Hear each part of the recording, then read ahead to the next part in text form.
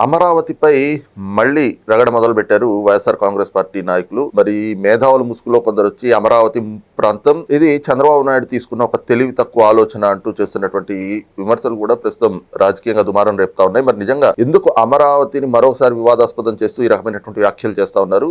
దీని వెనక్కున్న కుట్రకోణం ఏమిటి? ఇవే అంశాలు మనతో విశ్లేషించేందుకు ప్రముఖ రాజకీయ విశ్లేషకులు అడిసిమల్ శ్రీనివాసరావు గారు ఉన్నారు. సార్ నమస్తే. నమస్కారం అండి. సార్, మొదటి నుంచి అమరావతి పట్ల వైఎస్ఆర్ కాంగ్రెస్ పార్టీ ధోరణి చూస్తూనే ఉన్నాం. నిత్యం ఏదో ఒక అంశాన్ని తీసుకొచ్చి అమరావతికి ముడిపెడుతూ దాన్ని వివాదాస్పదం చేస్తూ ఉంటారు. ఇప్పుడు కొంతమంది ప్రొఫెసర్లమని చెప్పుకుంటూ మేధావులు ముసుగేసుకొచ్చి అమరావతి అనేటువంటిది చంద్రబాబు నాయుడు గారి తెలివి తక్కువ నిర్ణయం, ఆయన వయసు అయిపోయింది, ఆయన మతిస్థిమితం బాగోలేదు, అది ముంపు ప్రాంతం, ల్యాండ్ పూలింగ్ అంతా కూడా రేట్లు పెంచుకోవడానికి, రియల్ ఎస్టేట్ వ్యాపారం చేయడానికి అంటూ ఈ రకమైనటువంటి ఆరోపణలు ఎలా చూడాలి? అమరావతి మీద వీళ్ళు చేస్తున్న వ్యాఖ్యలు అంటే నాకేమనిపిస్తుంది అంటే ఇటీవల కాలంలో చంద్రబాబు నాయుడు గారు దగ్గర తుమ్మినా వీళ్ళకి చాలా అసహనంగా ఉంటుంది. దాని ఏదో ట్రోల్ మెటీరియల్. ఇప్పుడు నిన్న మొన్న మత్స్యకారులు దానికి వెళ్ళి వాళ్ళ అకౌంట్లో డబ్బులు జమేసి వాళ్ళతో మాట్లాడి ఒక ఇంటి దగ్గర వెళ్ళి ఒక చేప మొక్క ఏదో తిన్నాడు ఆయన. దాన్ని పొయ్యి అంటించకుండానే వేసారు. ఖచ్చితంగా పొయ్యి అంటించకుండానే చేస్తారు. అది ఇంత కారణం ఏంటంటే అది ఆల్రెడీ వేపించింది సార్, మీరు ఉన్నట్టుగా చేయండి నా రిక్వెస్ట్. అది అర్థమైందా? ఇప్పుడు మీరు పెళ్ళి అవుతూ ఉంటుందండి, అక్షంతలు వేస్తారు. మీరు ఏంటి సార్ ఫోటో అంటే మళ్ళీ యాక్చరా అక్షంతలు వేస్తున్నట్టు. ఇంత అవగాహన లోపంతో, బుర్ర తక్కువ ఆలోచనతో. అక్కడ విషయం ఏంటంటే చంద్రబాబు నాయుడు గారు పల్లెకారులు వాళ్ళ ఇంటి దగ్గర తయారు చేసిన చేప మొక్కను ఆయన ప్రీతిగా తిన్నాడు. ఆయన అత్యంత ఇష్టంగా తిన్నాడు. ఆయన జగన్మోహన్ రెడ్డి ఒక్కొక్క మెతుకు నవిలి ఆ ముఖం కమిలిపోయి ఇక్కడ ముడతలాడిపోయేలాగా నవిలాడు ఒక్క అన్నం మెతుకుని. అసలు మీరు ఇలాంటివన్నీ బయటకు వస్తే తెలీదా? సరే పొయ్యి అంటించలేదు అయితే ఏంటి దాని ఏ సమయం కాదు అంటారన్నా. పొయ్యి అంటించకుండానే వాళ్ళ రిక్వెస్ట్ మీద సార్ మీరు ఎలాగ అనండి సార్ అంటే అన్నాడు ఆయన. ఇది అది విశేషం ఉందానికి. అసలు విషయం మానేసి అక్కడ ఈ ట్రోలింగ్ల వల్ల దానికి సమాధానం చెప్పుకుంటా పోతే అక్కడ పల్లెగారికి ఏం మేలు జరిగింది, వాళ్ళందరూ ఎలా ఘన స్వాగతం చెప్పారు ఈయనకి. అదే జగన్మోహన్ రెడ్డి వెళ్తే ₹1,00,000 ఫైన్ వేస్తారన్నారు. అక్కడ నెల కూడా అవ్వలేదు. ఇతను లండన్ వెళ్ళక ముందు టాబ్లెట్లు తెచ్చుకోవడానికి లండన్ వెళ్ళక ముందు ₹1,00,000 ఫైన్ వేస్తున్నారు ఈయన మీటింగ్కి వెళ్తే. అవును కదా? అలాంటిది మరి చంద్రబాబు నాయుడు గారు వస్తే ఘన స్వాగతం పలికారు, సంతోషంతో ఉన్నారు. ఈ నీరు మనదే, చోటు మనదే, వేట మనదే అన్నాడు ఆయన. చాలా బాగుంది డైలీ రైమింగ్. వేట మాది, వేటాడే చోటు మాది, వేటు మాది అన్నట్టుగానే భక్తి కన్నప్ప సినిమాలో పాట ఉంటుంది. వేట మాది, వేటు మాది, వేటాడే చోటు మాది అంటారు. వరాహక కిరాతార్జునీయం అని ఉంటుంది అందులో. అలాగా ఇక్కడ నెక్స్ట్ మళ్ళీ వీళ్ళకి అమరావతి అనేటువంటిది వాళ్ళకి నైట్ మేర్ అండి. వాళ్ళకి అమరావతి నిర్మాణం అయిపోతే ఈ ఏడుపు మొఖం ఎక్కడ పెట్టుకోవాలో తెలియదు. మధ్యలో మళ్ళీ అమరావతి రాజధాని అంటారు. మావిగన్ అంటాడు. మావిగన్ అంటే ఏంటి? వీళ్ళందరూ పిచ్చోళ్ళు. ఆడెవడో అంటున్నాడు ప్రొఫెసర్ అంటే.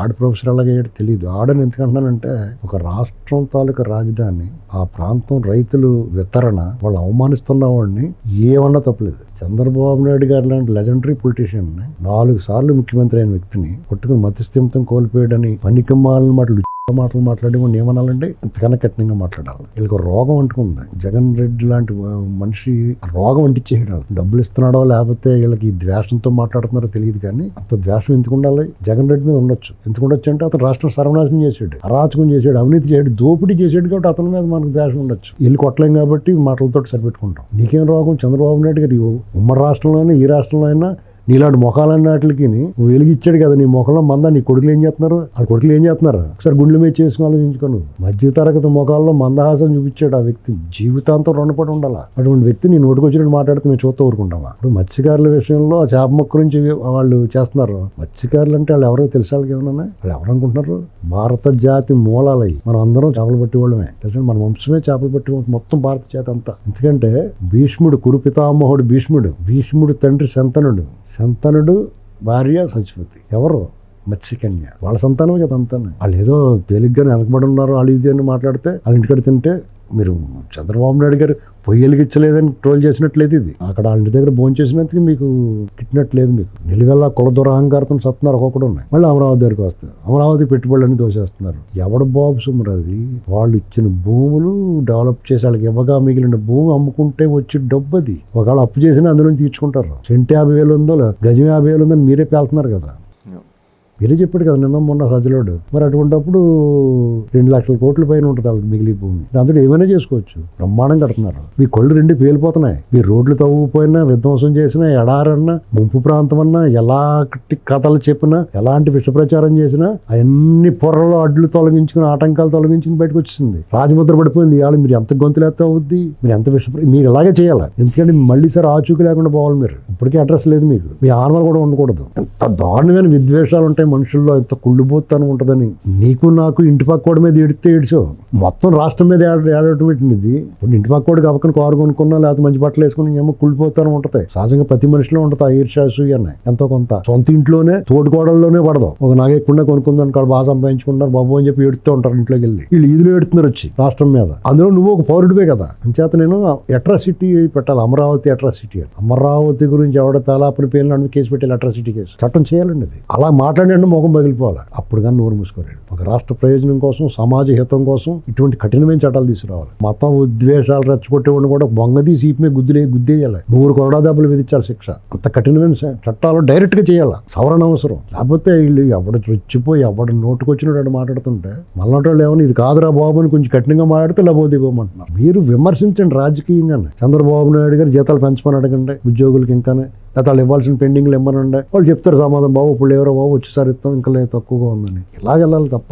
ఒక ప్రాంతం మీద, కులం మీద, మతం మీద ఏంటి విద్వేషం, మనుషుల మధ్య గోడలు కడతాలో, చిచ్చులు పెట్టడం చాలా సీరియస్గా తీసుకోవాలి ప్రభుత్వం. నేను అనుకుంటాం సీరియస్గా తీసుకుంటుంది. అయిపోయింది. వాళ్ళకి ఇచ్చిన ఒక గ్రేస్ పీరియడ్ ఒకటి ఉంటుంది.